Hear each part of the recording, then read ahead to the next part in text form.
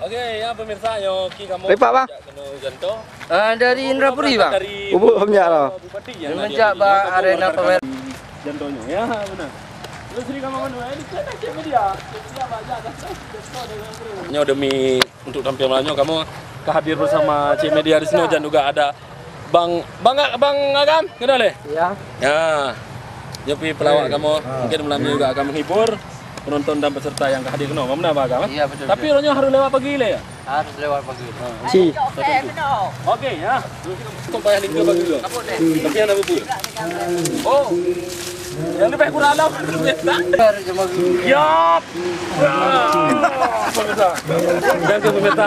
Tapi anak punya demi perjuangan untuk tempuh dia bujak paling waktu ni. Bila lu nunggu lele nanti awak betul.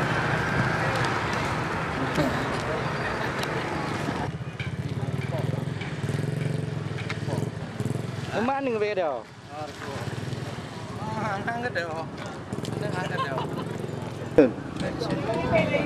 Kamu beserta rombongan bersama Cik Media Host Katruk mengunjungi gedung arena pameran Dirgahayu Republik Indonesia yang ke-72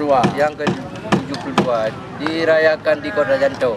Tapi waktunya nak perubahan. Ya, cukup banyak perubahan yang kita lihat di Kota Jantung. Biasa yang diselenggarakan di lapangan Jepang. Sekarang di pas di depan Bupati.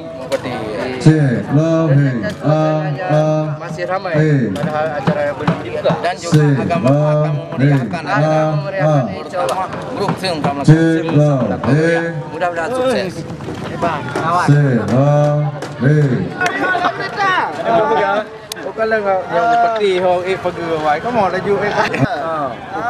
Mikir tu aku lagi awak SB kan dengar. Ni orang. Hah? Ya tu. Ya, Pak. Ya. Ya, mantap. Ya. Jadi tampil je ah malam ah, cik ah. Jadi dan selalu no protokol no dah. Ha?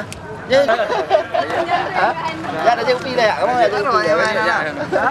Baru sanksi. Kalau